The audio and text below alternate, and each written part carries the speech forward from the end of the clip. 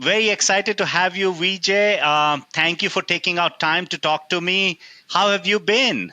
I'm doing well, Abhay. It's good to see you again. Great. So, Vijay, please introduce yourself to our audience. Some of us, of our listeners, might not have got introduced to you. Yeah, so my name's Vijay Boyapati. I was born and raised in Australia.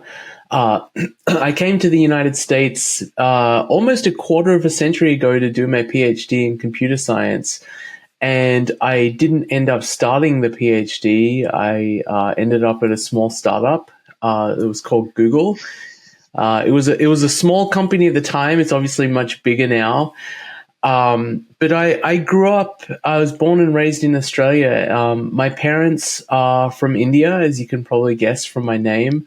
My parents grew up in Chennai, and I visited many times as a kid, and have very strong connection to India. You know, my grandparents, when they were alive, lived in India, and my auntie, my dad's older sister, lives in India. I have cousins and family there, so very strong connection to India. But yeah, I came over here to do a PhD. I got a job at Google. I worked there for many years, and then I left Google in 2007 to get involved in the political campaign for the presidential candidates. And I spent about a year and a half doing that, and I was campaigning for one of the presidential candidates called Ron Paul, who was saying things that no one else had really said before. He's talking about the importance of sound money and the dangers to society of inflation, and that the United States should not be meddling in the affairs of other countries, and that's not good for the United States. It's not good for the world. And I thought his ideas were really exciting. Unfortunately, he didn't get the nomination for his party. And I became a little bit dejected in politics and felt like I couldn't really make much of a difference. I realized that there are much more powerful forces at play. Like the media, for instance, has a lot more power than the regular citizen. So I got back into the startup world and did a bunch of startups. And then in 2011, I came across this thing, Bitcoin, that I'd never heard about before. And I got my first Bitcoin in a bet with a friend. And the bet was about the Federal Reserve and its interest rate policy. And I won the bet. And the bet was for a single silver coin, which was worth about $50 at the time. And my friend who I won the bet against said, actually, there's this other thing I want to give you. I don't want to give you the silver coin. There's this new thing. It's called Bitcoin, and it's so much better than silver. It's even better than gold. Let me just give you $50 worth of Bitcoin.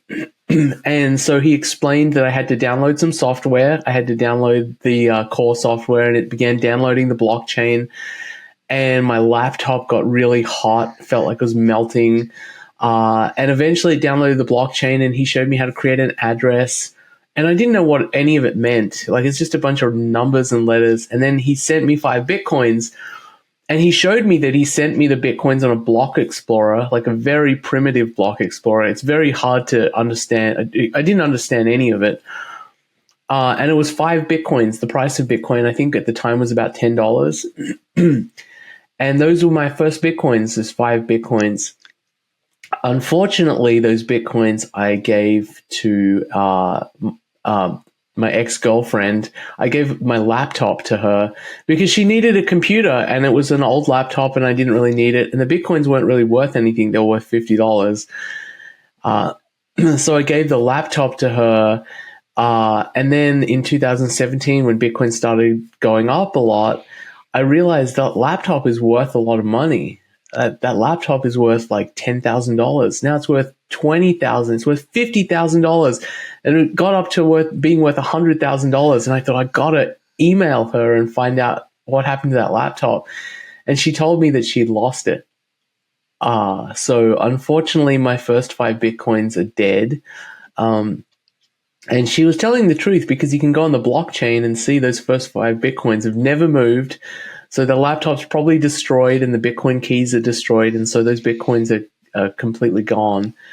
But in 2017, I had also started getting a lot of messages from friends and family about Bitcoin because they knew I was really interested in it. Since that first time when I got my first Bitcoins, I really became fascinated and did a deep dive and studied the economics of Bitcoin and the computer science side and the game theory.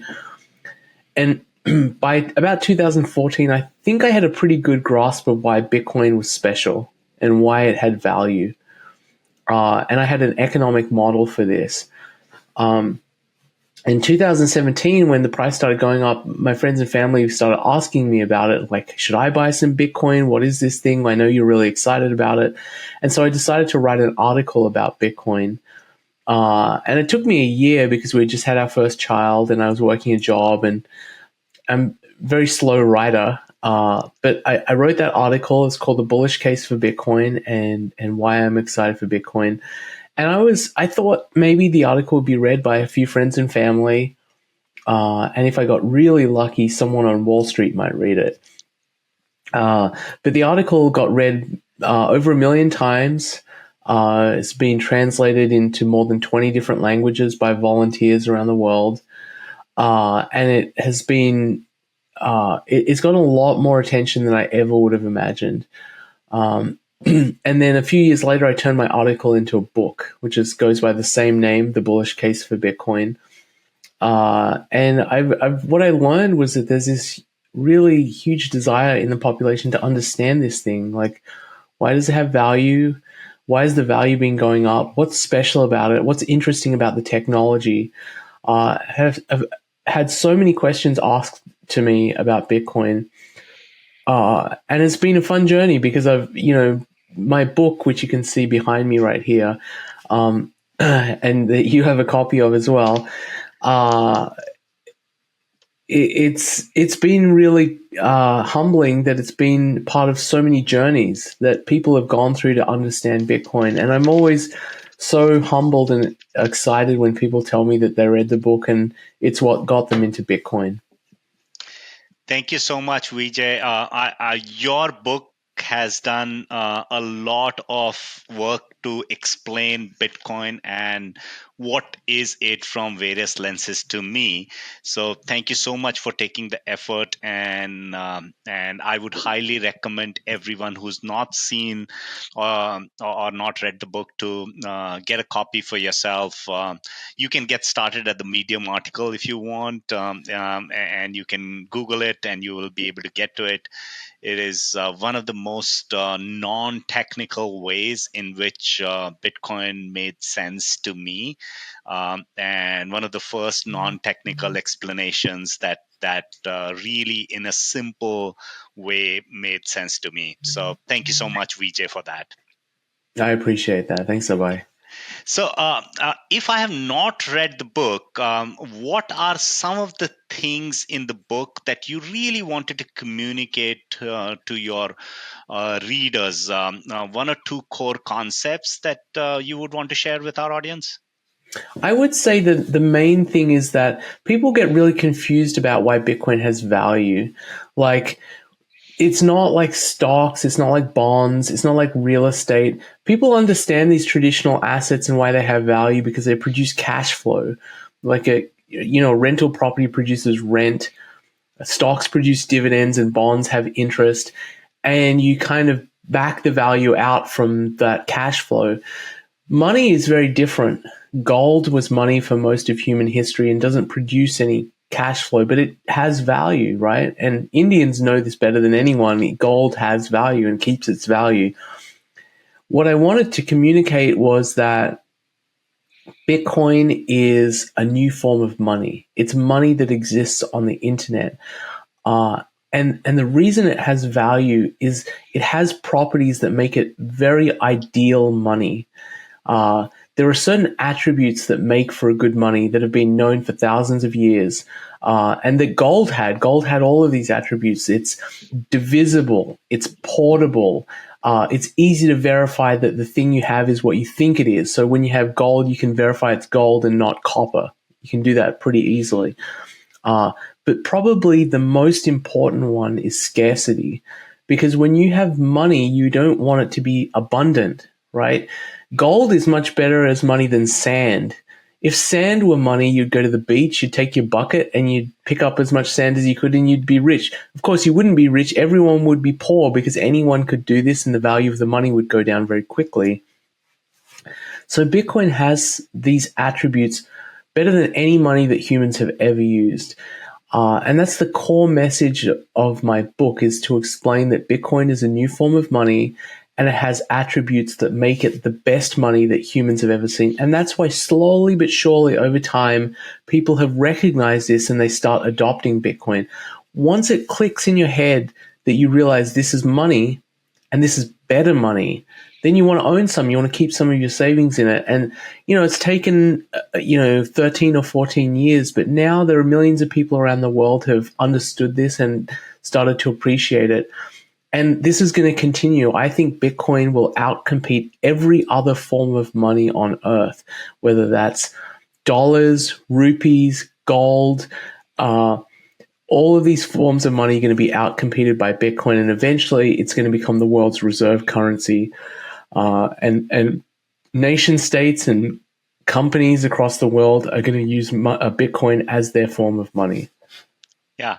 Yeah, great. So, Vijay, if I have never heard about Bitcoin, and when I think about money, I think about rupees and dollars, and I kind of carry them to exchange for products. I don't even think about most of the times gold as money, and sometimes I might dismiss gold as my grandfather's or my parents or old people's money. I'm the new age person. I believe in the stock market and equities and bonds. This is the 60/40 portfolio and mutual fund. These are the ways in which I store value. So can you help that person of why do you say Bitcoin is money, and kind of what should that person think about in the next couple of years, because many of our early customers might get confused saying, oh, Vijay says it's money, but this is not money. I can't buy coffee with it. Yeah, no, that's a really great point. The thing to understand about money is that it has multiple functions. And most people just focus on the medium of exchange function of money. That is going to the grocery store and buying rice or buying bread. But one of the other very important functions of money is as a store of value. And historically, money has served as a store of value. Gold was money for most of human history. And the reason that it was money was that people could keep their value in gold and it would maintain its value over time. The problem with modern monies like the rupee or the dollar is that they lose value over time. And they lose value because the government can produce more of them. And what you see is inflation, right? And this is a big problem in India. It's been a big problem in America. And if you keep your savings in money, you're not able to purchase as much over time. And this is actually kind of a historical anomaly. When gold was money, you could expect that if you kept savings in gold, that in the future you could buy basically the same amount over time. So Indians may not use gold in exchange when they go to the grocery store, but a lot of Indians still use gold as savings. They still maintain that function of money in gold. And one of the things that I wanted to explain in my book is all forms of money go through an evolution. Money does not immediately become a medium of exchange. It has to go through this evolution of beginning as a collectible, and then after it's valued by people as a collectible for a long enough time, slowly but surely it becomes a store of value. The people see that it's holding value over time and they want to keep some of their savings in it. Eventually, when enough people hold something as a store of value, it becomes suitable as a medium of exchange and you can use it to buy things in the grocery store. Bitcoin is going through that evolution of money, and right now it's becoming a store of value. Eventually, it will be useful as a medium of exchange as well, and it will look more traditional in the way that people think of money. You'll be able to go to your grocery store and you'll be able to buy things with Bitcoin. But as something is becoming a store of value, it's purchasing power increases dramatically over time because more and more people adopt it as a store of value. This is why Bitcoin's price has gone from zero 14 years ago to $100,000, almost $100,000 today. It's because people around the world are adopting it for this function of money, the store of value function of money. Eventually, when enough people have adopted it, the price will not keep going up so quickly, it will plateau. And when the price of Bitcoin plateaus, then people will start thinking about it as a medium of exchange because they'll have savings in Bitcoin and they'll think, oh, I want to go to the grocery store. And people, business owners will want to accept Bitcoin because they'll see all of their customers have savings in Bitcoin and they'll want to take payment in Bitcoin. But that's the next step of the evolution. And that, may happen a few decades from now. We're still in the phase or the evolution of Bitcoin where it's becoming a store of value. Yeah, that's a great explanation. Thanks, Vijay, for it. But when I think about just trying to push back off a store of value, or generally, if I think about store of value of gold, gold's price doesn't drop by 40-50%, or maybe even 80%. Vijay, you want me to believe that it's a store of value, but it's so volatile. It can go down by 70-80%. It's not storing value if it's going down by 80%. How do you help me overcome that thought in my mind saying it's volatile but it's still a great store of value? Yeah, that's a really great point, Abhay. The way to think about it is that Bitcoin is a nascent store of value. It's becoming a store of value. And it's impossible for something to go from zero, having no value, to becoming worth trillions of dollars without a bumpy ride along the way. I will say, however, that even gold has some volatility. For instance, in 2011 to 2013, gold's value dropped almost in half. It went from $2,000 an ounce down to almost $1,000 an ounce. So I gold wasn't does even have aware of it. yeah, so gold does have volatility too, both on the downside and on the upside. Bitcoin has more volatility, but as Bitcoin approaches the same size as gold, the volatility will decrease to the same level. Right now, gold is about 20 times bigger than Bitcoin. 20 times.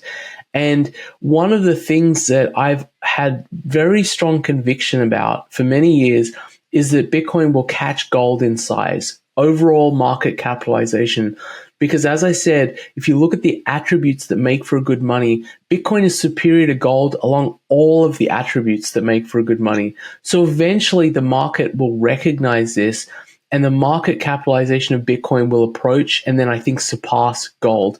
And when that happens, the volatility of Bitcoin will be the same level as gold, if not lower than gold. Great. Thank you for explaining that to us. Now, I am a normal tech worker or a finance worker, work for a bank or for a tech company in India. I'm having a very good standard of living. I'm able to afford either a house for myself in one of the metro cities like a Bangalore, Delhi, Mumbai, Pune, and I have a decent car. I might also have a chauffeur which drives me to work, and the bank balance in my account is growing. Why should I care about Bitcoin? And is it necessary for me to care about Bitcoin? And what risk do I run if I ignore Bitcoin? Nothing changes in my life, is what I'm thinking. But what do you recommend? Should I care about Bitcoin, or it's okay to let it do what it does, and me continuing to do what I'm doing, which is earn good money and save in whatever are the instruments that I have been saving in? If you're earning good money and you're happy with your lifestyle, maybe you don't need to worry about Bitcoin. That's fine. But what the world is seeing is a restandardization of the monetary base. That means that what we're seeing happen slowly but surely is the world is going to switch to a Bitcoin standard. And what that'll mean is that the people who will benefit a lot are the ones who keep their savings in Bitcoin, because all of the world's savings that were denominated in dollars and rupees and yen and all these different currencies is going to flow into Bitcoin. And so the people who keep their savings in Bitcoin, say you get paid by your job and instead of keeping it in rupees, you keep it in Bitcoin, those people will see a massive increase in their total savings. The people who keep their savings in these other currencies are going to see a massive decrease. It's basically a transformation of wealth from one group to another. Maybe you don't care about that because you have a good salary and like you're just going to keep earning and you can pay for the things you need to. But it's a once in a many generation event to have a monetary restandardization where the base layer that people trade, the monetary layer that the global traders performed on is changed. Like the British pound used to be basically global money in the 19th century, and then it switched over to the US dollar. That happened in the 1940s. And what we're seeing now is one of those profound transformations where I think the US dollar as a reserve currency is going to be replaced by Bitcoin.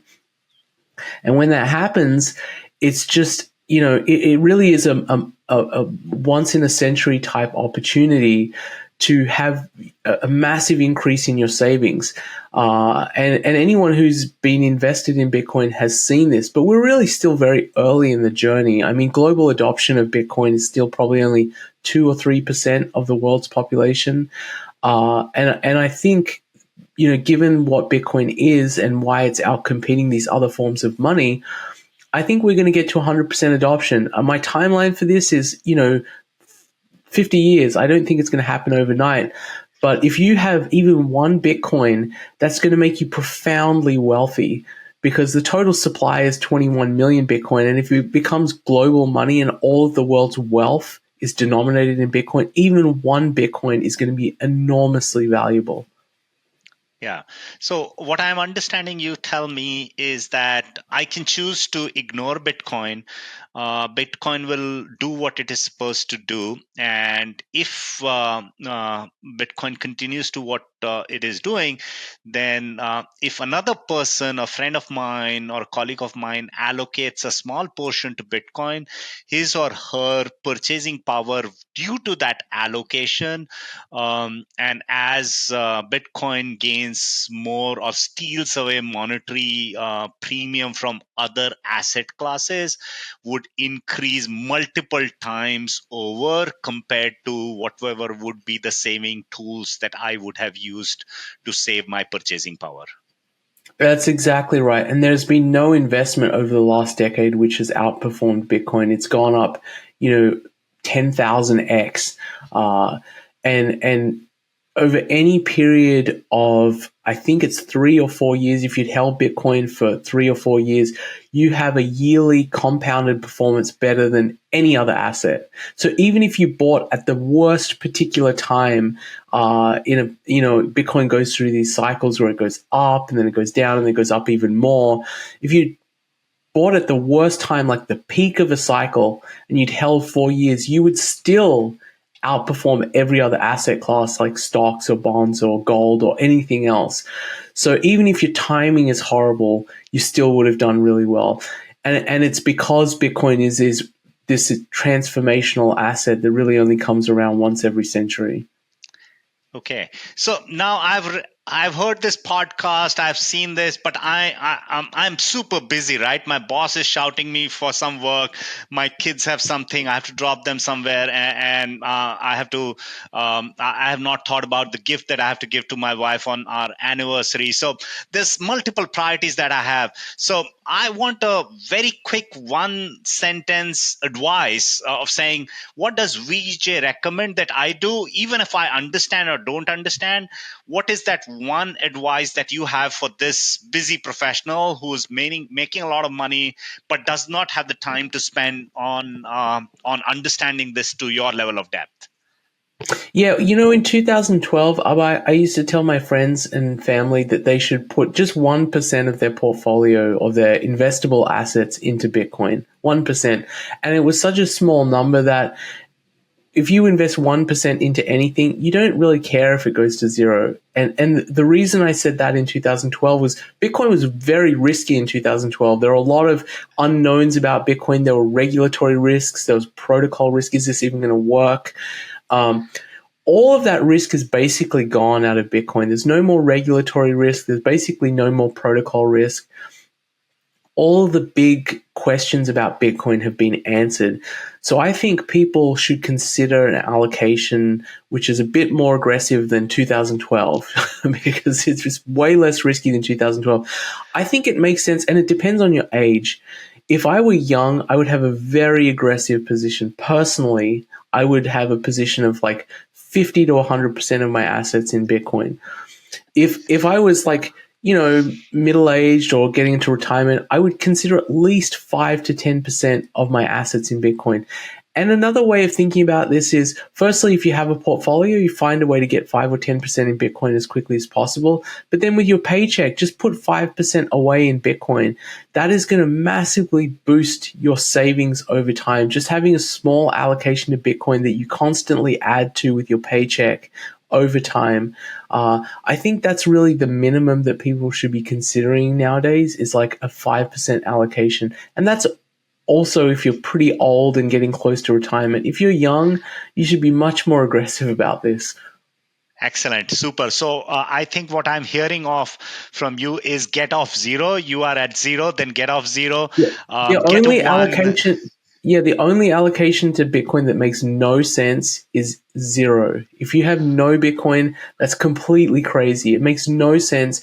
Even if you don't understand anything about Bitcoin, just from a portfolio theory perspective, it reduces volatility in your portfolio and increases performance just to have a small allocation. You absolutely have to have at least 5% in your portfolio. Great. So our advice to that person is get off zero. Zero, being at zero is the most risky bet that you can take on your financial future. And then as you understand more, you might want to increase it. But being at zero. Even if you never understand more, it will become worth more. I've met so many people who invested 5% of their assets into Bitcoin and it became 20% or 30% of their assets. It will, by its very nature, it will increase in value. Okay, so now, Vijay, I am a corporate company owner or a CFO of a large public company, and should I care about Bitcoin? And if I should care about Bitcoin, why should I care about Bitcoin? What's the lens that I should use to care about Bitcoin? And if I don't, then what's the risk that I run? You absolutely should care about Bitcoin. I mean, there's two kind of types of company that I would speak to. One is like the big tech companies, the tech giants. Those companies have ginormous piles of cash, and that cash is massively underperforming. It's not doing anything. They're keeping it in short-term treasuries, which are earning a few percent.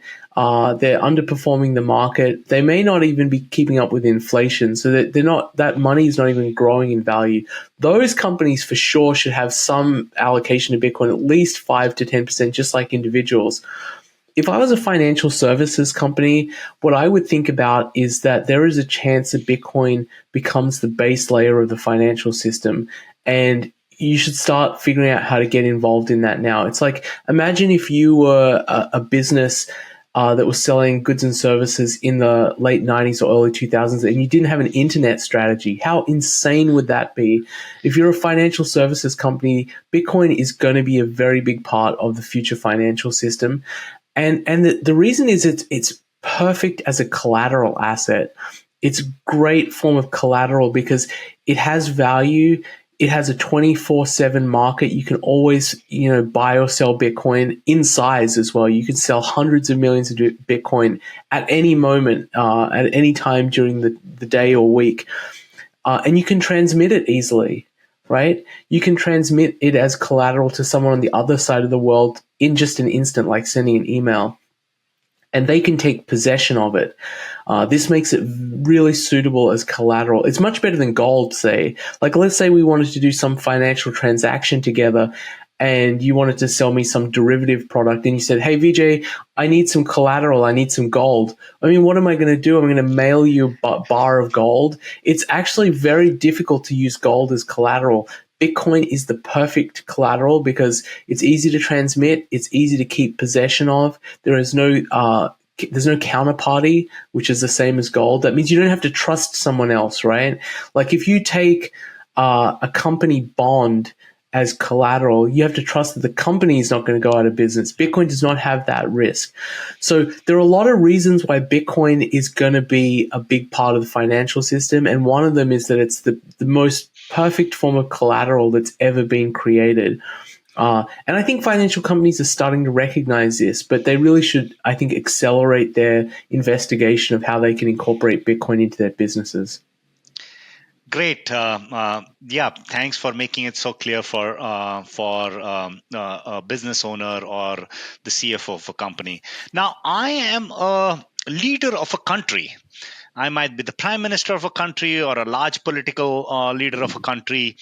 Should I care about Bitcoin? And if I should care about Bitcoin, why should I care about Bitcoin? And what can it do for my country?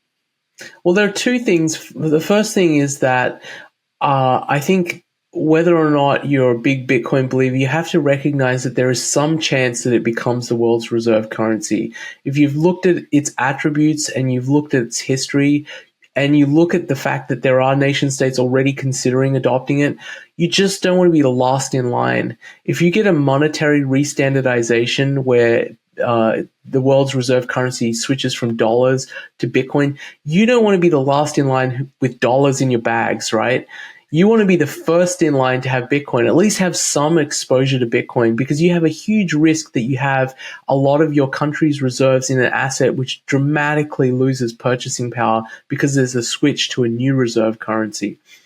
The other thing I would say is that there's a lot of sovereignty that can be gained by holding Bitcoin as a nation state. One thing that I don't think was fully appreciated in the last few years is Venezuela had gold reserves, and those gold reserves were held in the Bank of England. And when Venezuela was in a bit of trouble, financial trouble, they wanted their gold back. They said, "Send us our gold. It's our gold." Yeah. And the Bank of England said no. Oh, really? And yeah, and so not having possession of your own reserves is a huge risk. And having those reserves, another example of this is Russia having foreign currency reserves in US treasuries. Now imagine you have a big chunk of your foreign currency reserves in US treasuries, and suddenly you're not on the friendliest terms with America anymore. And the US says, "Oh, by the way, those treasuries you have, then we're not going to let you use them. They're not worth anything anymore." You're instantly wiped out, right? So there is a big danger to reserves being held in another political institution. And that political institution is the US government. And having as a nation state, having your savings tied up with the political whims of another country is very dangerous.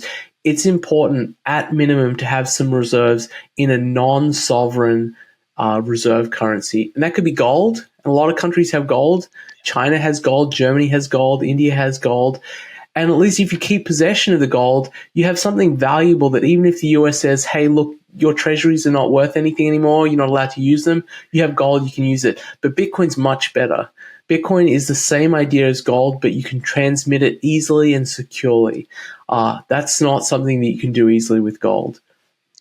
Yeah, and as you were explaining that as more and more people adopt Bitcoin, the small allocation that any nation states could make could increase in the global purchasing power for that nation state. So as an example, a small country like Bhutan, which already has upwards of $1 billion of Bitcoin, and they have not done anything apart from using their power resources and natural resources to mine those bitcoins, that can suddenly increase in purchasing power. And as that purchasing power increase, the financial well-being of the residents or citizens of that country could dramatically change, and there doesn't seem to be any other tool which is available on the toolkit of nation states, which has this kind of an asymmetric opportunity size. So Yeah, absolutely. An example of this is El Salvador, where they've been accumulating Bitcoin, and suddenly it's a massive position. They have, I think it was close to $1 billion in Bitcoin, and they've been slowly accumulating over time. It's kind of the equivalent if you're, one of those small Gulf states in the Middle East, and you discover a massive oil reserve. Suddenly, like your population of your country is quite wealthy, right? And you can live a better standard of living. And in some of these Gulf states, the citizens don't even work because they get a free pension. You can imagine something similar happening with small nation states that adopt Bitcoin early. And we are very, very early still. yeah. So what I'm hearing from you is, as you articulated, whether I'm an individual, whether I am a owner of a company, or whether I am a political leader which runs or is given the responsibility of running a nation state, for all of these and anything in between, having not having Bitcoin is absolutely a non-starter, and zero allocation doesn't make sense for any of these individual entities from a risk reward perspective, and what the state at which Bitcoin is for each of these stakeholders. Just getting off zero and then looking at resources which are available to increase their understanding and conviction. So literally you're saying the downside risk is almost zero and the upside risk is huge.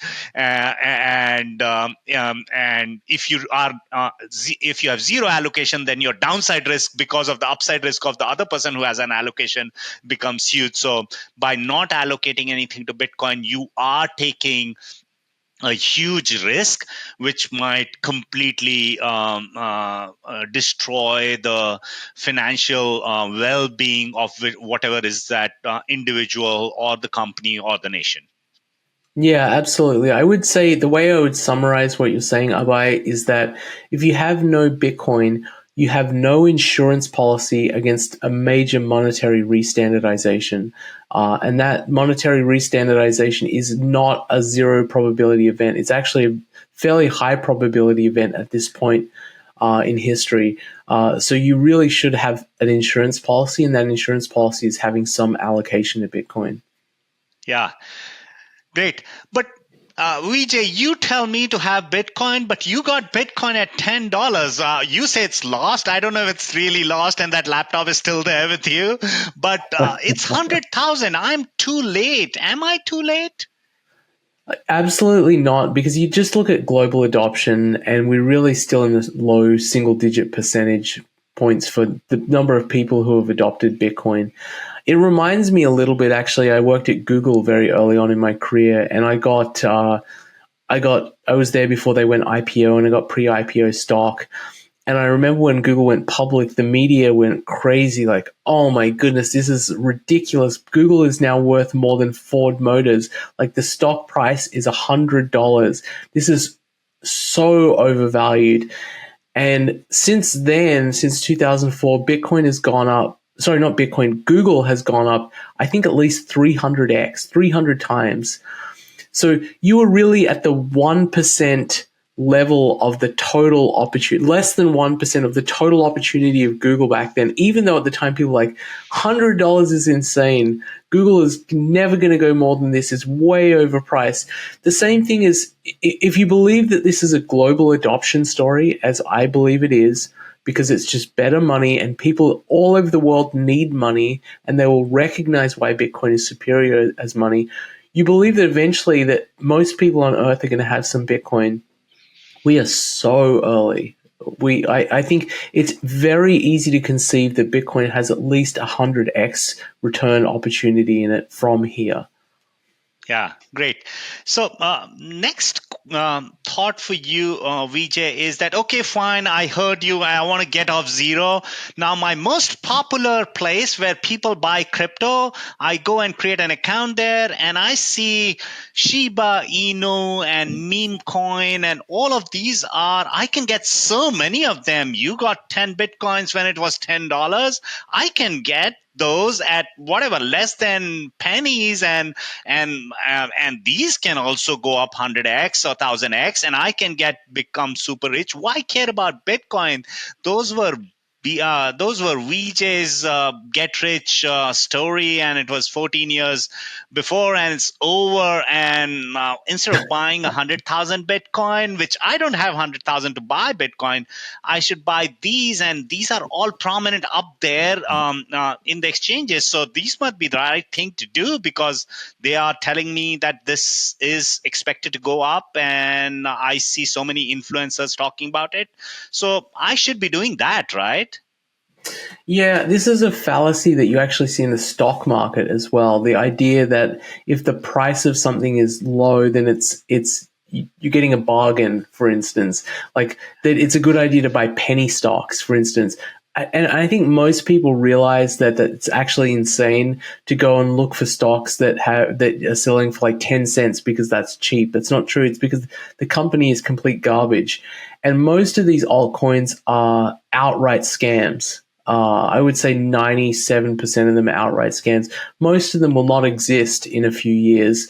And I would say the overwhelming majority, 99.99% of them, underperform Bitcoin over any period of time. They're just created as a way for people to enrich themselves.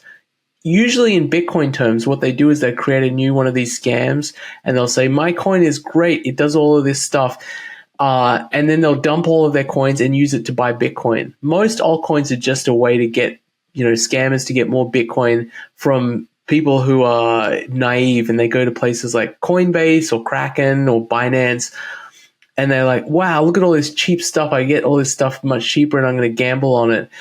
It's really, all that stuff is just pure gambling.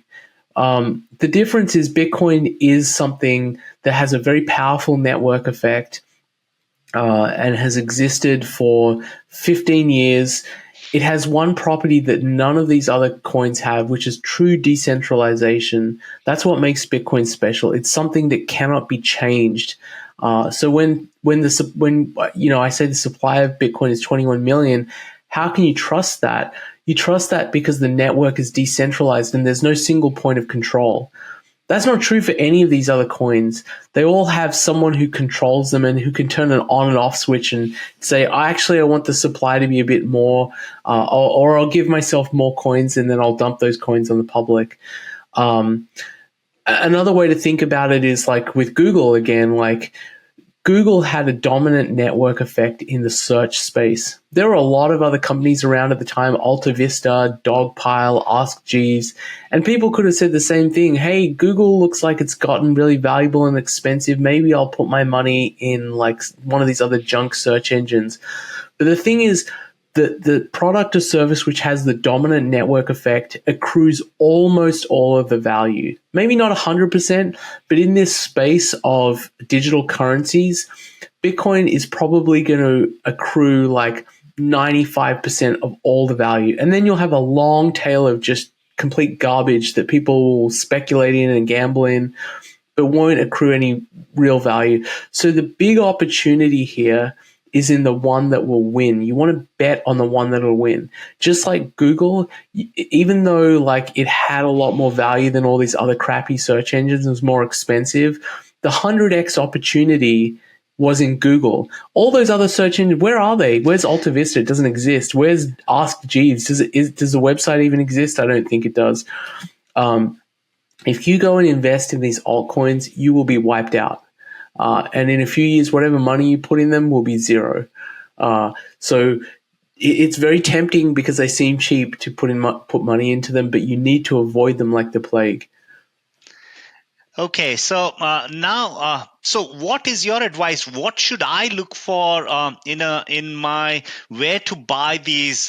Should I look for Bitcoin only companies or something like that to remove these noise and reduction, or what are the tools that you've seen people do, and what is your recommendation there? I think the Bitcoin only companies are much more responsible because what they're doing is because when people come to this, that a lot of them are naive. They don't know much about the space, and they go to the website and they're like, "Oh wow, look at all this other stuff." As deeply irresponsible. And the reason a lot of exchanges do this is because they make money on people trading these altcoins back and forth and gambling on them. They're essentially casinos, right?